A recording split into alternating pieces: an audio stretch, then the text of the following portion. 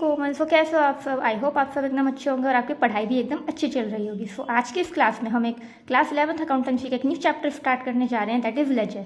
ठीक है, सो इस क्लास में हम एक न्यू चैप्टर स्टार्ट करेंगे। इससे पहले जर्नल चैप्टर कंप्लीट कर चुके हैं हम लोग। आई होप आप सबने जर्नल के वीडियोस देखे होंगे। अगर आपने इससे पहले वाले चैप्टर जर्नल एंट्रीज को नहीं देखा है, नहीं समझा है, सो उस पूरे चैप्टर के वीडियोस का लिंक, पूरी प्लेलिस्ट बनी हुई है, उस प्लेलिस्ट का लिंक आपको डिस्क्रिप्शन बॉक्स में मिल जाएगा। आप जर्नल की प्लेलिस्ट को ज़रूर चेकआउट कीजिएगा, देखिएगा उनमें कौन कौन से वीडियोस हैं, सो दैट आपकी हेल्प हो पाए। सो आज की इस क्लास में हम इस चैप्टर को स्टार्ट करेंगे। इस चैप्टर को स्टार्ट करने से पहले इसका एक बेसिक आइडिया के लिए मेरा आपसे क्वेश्चन है, सो आप ध्यान से सुनिएगा। सो यहाँ पर मैंने एक जर्नल एंट्री का क्वेश्चन लिया है, जो हमने जब हम जर्नल चैप्टर कर रहे थे तो हमने उसमें एक न्यूमेरिकल क्वेश्चन सॉल्व करा था। अगर आपने वीडियोस देखी हैं तो आपको याद होगा। सो उस वीडियो में हमने एक प्रैक्टिकल क्वेश्चन लिया था जर्नल एंट्रीज का, जिसको हमने सॉल्व करा था। ये उसी का सॉल्यूशन है यहाँ पे। सो मुझे यहाँ पर आपसे ये पूछना है कि क्या, अगर मैं आपसे कहूँ, ये पूरे एक महीने की ट्रांजेक्शन्स ले रखी हैं, जैसे कि आप देख सकते हैं कि जनवरी 1 से स्टार्ट हो रही हैं और जो लास्ट ट्रांजैक्शन है वो 31 जनवरी की है। तो पूरे एक महीने की ट्रांजैक्शंस इसमें दे रखी हैं। सो मेरा क्वेश्चन आपसे ये है, क्या आप इसमें से कैश ट्रांजैक्शंस को आइडेंटिफाई करके बता सकते हो कि कितनी कैश ट्रांजैक्शंस हैं, कितना कैश आया है, कितना कैश गया है, यानी कितना कैश का इनफ्लो हुआ है, कितना कैश का आउटफ्लो हुआ है, और नेट जो बैलेंस है कैश का वो कितना, यानी कितना कैश हमारे पास है, अगर है तो कितना है, और अगर मतलब ये सब, तो आप कैश का बैलेंस बता सकते हो। मेरा आपसे ये क्वेश्चन है। सो आप इसके लिए क्या करोगे, आप इसके लिए सबसे पहले ट्रांजैक्शंस को आइडेंटिफाई करोगे कि कौन कौन से ट्रांजैक्शंस में, कौन सी एंट्रीज में कैश ट्रांजैक्शन, वो कैश अकाउंट ओपन है। तो आप कैसे करोगे, आप ये देखोगे कि ये वाली एंट्री है जिसमें कैश अकाउंट है, जो कैश अकाउंट डेबिट हो रहा है 1 लाख रुपीज़ से। फिर आप देखोगे जनवरी 2 की एक एंट्री है, उसमें कैश अकाउंट क्रेडिट हो रहा है 60,000 से। देन थर्ड एंट्री में कैश क्रेडिट हो रहा है अगेन 300 रुपये से। देन इसमें तो कैश अकाउंट नहीं है, इसमें कैश अकाउंट अगेन क्रेडिट हो रहा है 3,000 रुपये से। तो ऐसे आप देखोगे तो आप कैसे करोगे, ऐसे ही तो करोगे ना, जैसे कैश अकाउंट डेबिट। तो डेबिट का मतलब क्या होता है, सो कैश अकाउंट के डेबिट का मतलब क्या है, डेबिट का मतलब कैश आया है, और क्रेडिट का मतलब क्या है, कैश गया है। कैश अकाउंट की बेसिकली अगर हम बात करें, कैश हमारी एसेट होती है। तो कैश अकाउंट अगर डेबिट हो रहा है इसका मतलब है कैश आया है बिजनेस में, और कैश अकाउंट अगर क्रेडिट हो रहा है इसका मतलब है बिजनेस से कैश का आउटफ्लो हुआ है। सो ऐसे आप देखोगे कि कैश अकाउंट डेबिट हो रहा है 1 लाख रुपीज़, यानी 1 लाख रुपीज़ आए हैं। यहाँ पर कैश क्रेडिट हो रहा है यानी 60,000 रुपीज़ गए हैं, तो कितना बचा, 40,000 कैश बच रहा है अभी बिजनेस के पास। Then again cash account credit हो रहा है 300 रुपये से, तो 40,000 में से 300 रुपये कम कर देंगे हम, कितना कैश आउटफ्लो हो गया। देन आप क्या करोगे, कैश यहाँ पर अगेन क्रेडिट हो रहा है 3,000 से, फिर अगेन कैलकुलेशंस करोगे, यहाँ पर कैश है, देन यहाँ पर कैश अगेन क्रेडिट हो रहा है। ये तो एक पेज की बात हुई। उसके बाद हम यहाँ चलते हैं, इस वाले में भी कैश अकाउंट हमारा ओपन हो रहा है, 4,000 से डेबिट हो रहा है, तो 4,000 रुपये आ गए। यहाँ कैश जा रहा है 200 रुपये। देन ये ट्रांजेक्शन है, देन अगेन क्रेडिट हो रहा है 2,500 रुपये से, और लास्ट में हमारा 3,500 रुपये से अगेन क्रेडिट हो रहा है। सो ऐसे अगर हम इसके बात करें, मेरा नट शेल में आपसे ये क्वेश्चन है, अगर मैं आपको ये वाले एक महीने की ट्रांजैक्शंस दूं और आपसे कहूँ कि कैश का बैलेंस बताइए, कितना कैश आया, कितना कैश गया, कहाँ से कितना कैश आया, कितना कैश गया, एक बार में आपको देखना हो और अमाउंट देखना हो कितना कैश बिजनेस के पास है, तो आप कैसे देखोगे, जर्नल एंट्रीज की हेल्प से। आप ऐसे ही करोगे जैसे मैंने अभी आपको बताया, इसी तरीके से देखना पड़ेगा ना, आपको एक एक एंट्री देखनी पड़ेगी कि एक एक एंट्री को आपको छांटना पड़ेगा, कौन सी ट्रांजैक्शन, कौन सी एंट्री कैश की है, कितने अमाउंट की है, देन आपको प्लस माइनस करना पड़ेगा, कितना आया कितना गया। तो इतना लॉन्ग प्रोसीजर, ये तो एक महीने की ट्रांजैक्शन है, दिक्कत है ना। ऐसी अगर सपोज मैं आपसे कहूँ कि इस पूरे में सेल कितने की करी है, सेल देखनी है हमको, तो आप अगेन देखोगे सेल अकाउंट कहाँ पर ओपन है, जैसे इस पेज पे तो नहीं है। आप देखोगे यहाँ पर सेल्स करी है, ये कैश सेल्स है 4,000 की, यहाँ पे क्रेडिट सेल्स है, तो क्रेडिट सेल है 10,000 की। तो ये तो एक महीने की एक छोटे से बिजनेस की बात है। सो यहाँ पर दिक्कत क्या आती है, एक बिजनेस है उसमें बहुत सारे ट्रांजैक्शंस होते हैं एक दिन में। जो एक नॉर्मल बिजनेस होता है, छोटे बिजनेस में कम ट्रांजैक्शंस हो सकते हैं, लेकिन जो बड़े बड़े बिजनेसेस होते हैं उसमें एक दिन में बहुत सारी नंबर ऑफ ट्रांजैक्शंस एक दिन में होती हैं, नंबर ऑफ ट्रांजैक्शंस उसमें हैपन होती हैं।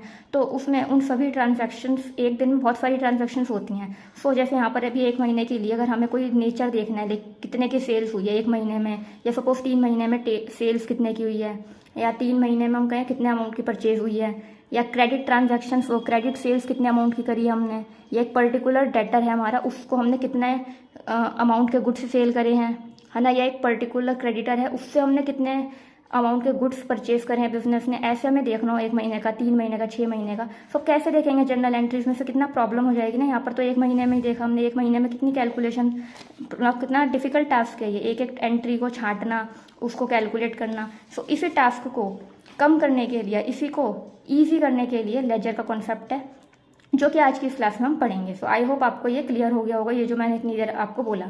सो लेजर क्या होता है, इसको पढ़ने से पहले मैं बता देती हूँ। लेजर का मतलब होता है बेसिकली अकाउंट्स बनाना। जो इस वाले चैप्टर से पहले हमने जर्नल चैप्टर करा था, और जर्नल चैप्टर से पहले हमने rules of debit and credit chapter पढ़ा था। आई होप आपको वो याद होगा। उस चैप्टर को स्टार्ट करते टाइम भी मैंने आपको बताया था। अगर आपने वो वीडियोस नहीं देखे तो इस वाले चैप्टर का प्लेलिस्ट का लिंक भी आपको डिस्क्रिप्शन बॉक्स में मिल जाएगा, आप उसको चेकआउट कर सकते हो। तो उस टाइम पे भी हमने देखा था कि हमें अकाउंट की नीड होती है। जो प्रॉब्लम मैंने अभी बताई आपको, ये एंट्रीज को दिखाकर उसी टाइप से मैंने वहाँ पर भी समझाया था। सो इसलिए हमारा अकाउंट्स का जो कॉन्सेप्ट है वो आया था कि हम क्या करते हैं, सभी नेचर के एक जैसे जो नेचर के ट्रांजैक्शंस होते हैं, जो सेम नेचर के ट्रांजैक्शंस होते हैं, जर्नल से उठाकर उनको एक जगह पर लिख दिया जाता है। सेम नेचर के ट्रांजैक्शन, जैसे कैश से रिलेटेड सारे ट्रांजैक्शंस को उठाया और एक जगह लिख दिया, ठीक है, जिसमें उसकी डेट भी होगी, अमाउंट भी होगा, कौन सा अकाउंट अफेक्ट हो रहा है वो भी होगा। तो सेम नेचर के ट्रांजैक्शंस को जर्नल से उठाकर एक जगह लिख दिया जाता है, एक सेम हेड के, कॉमन हेड के अंडर लिख दिया जाता है, जिसमें उसकी सारी डिटेल्स होती हैं, अमाउंट होता है, डेट होती है, कौन सा अकाउंट अफेक्ट हो रहा है, सब कुछ चीज़ें होती हैं, डायरेक्शंस होती हैं। तो उस पर्टिकुलर हेड के अंदर लिख दिया जाता है, वो उस पर्टिकुलर जो अकाउंट है वो उसका अकाउंट कहलाता है, ठीक है, वो उसका अकाउंट कहलाता है। जो हमने पढ़ा था, अकाउंट क्या होता है, एक जर्नल से सभी ट्रांजैक्शंस को, जर्नल से सभी सेम नेचर के ट्रांजैक्शंस को उठाकर एक जगह पर लिखना, सभी डिटेल्स लिखना, उनका अमाउंट, उनकी डेट, उनके इफेक्ट, डायरेक्शन, सब कुछ रिकॉर्ड करे जाते हैं। तो उसको हम क्या कहते हैं, उस पर्टिकुलर चीज़ का अकाउंट कहते हैं, उस पर्टिकुलर ट्रांजैक्शन का नेचर का अकाउंट कहते हैं, उसको हम अकाउंट कहते हैं, जिसका फॉर्मेट हमने यहाँ देखा था। सेम वही चीज़ यहाँ पर है। सो अगर आपने वो चैप्टर वहाँ पढ़ा होगा तो आपको समझ में आ गया होगा और बहुत ज़्यादा क्लियर भी हो गया होगा।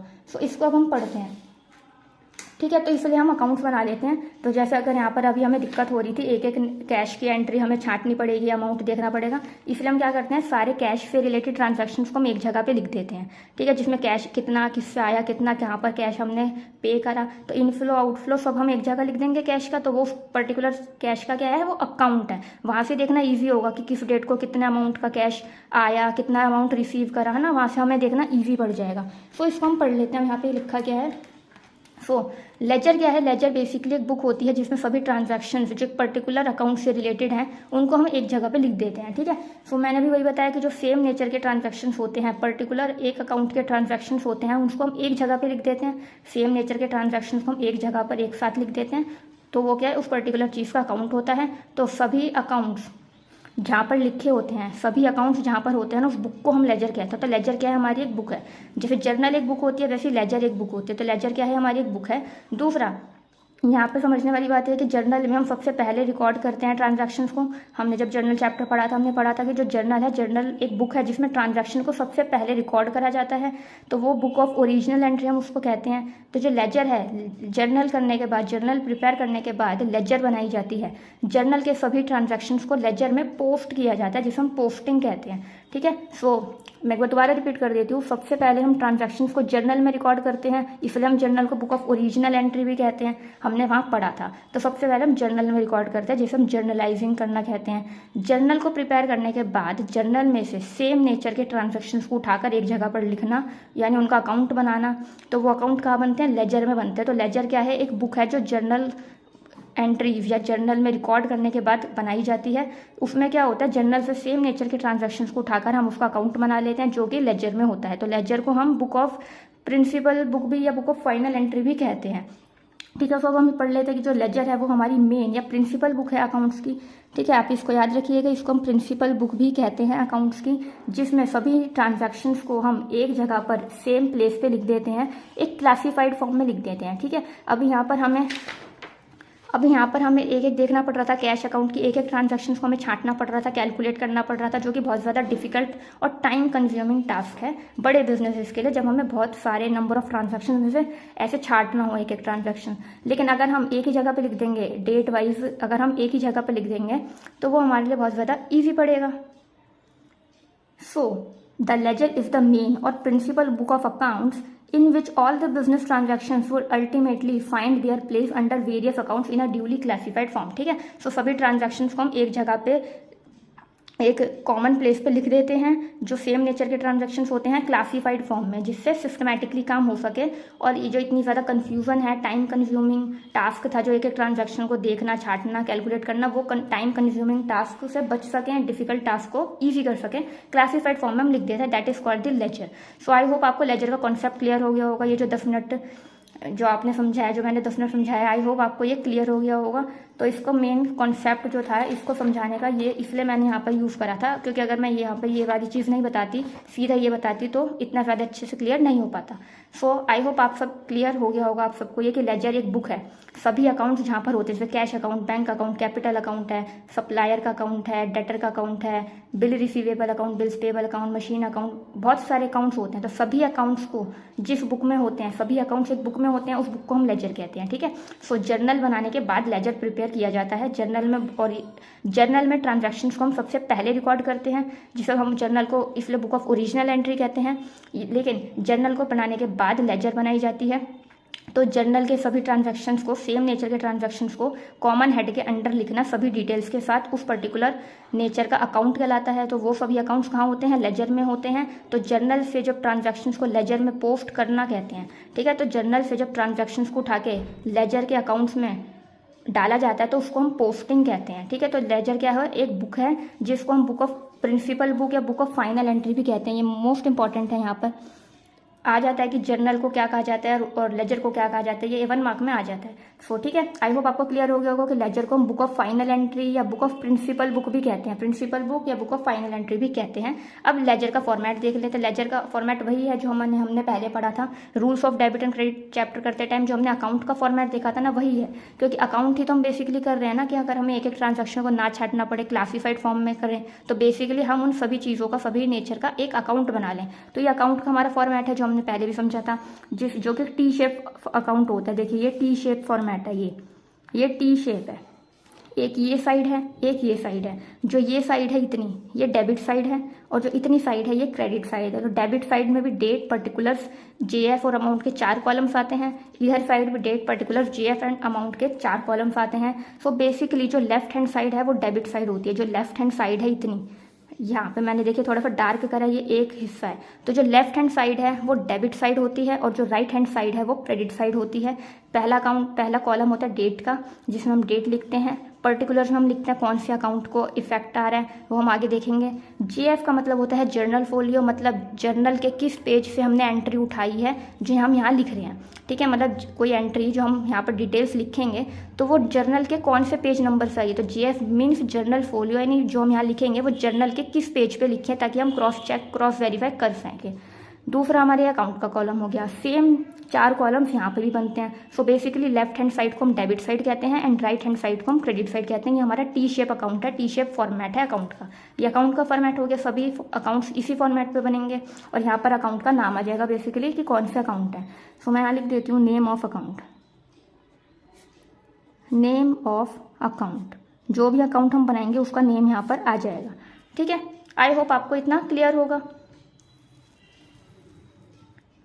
सो आगे की बातों को हम डिस्कस करेंगे नेक्स्ट वीडियो में। वीडियो समझ आइए तो वीडियो को प्लीज़ लाइक कीजिएगा, शेयर कीजिएगा, चैनल को सब्सक्राइब करना मत भूलना, एंड कमेंट्स में बताइएगा कि वीडियो कैसी लगी। इस वीडियो से रिलेटेड कोई डाउट हो तो उसको भी कमेंट्स में लिखना मत भूलना। एंड आगे की, इस चैप्टर की आगे की बात हम नेक्स्ट वीडियो में करेंगे, सो दैट ये वीडियो ज़्यादा लंबी ना हो जाए। Thank you guys.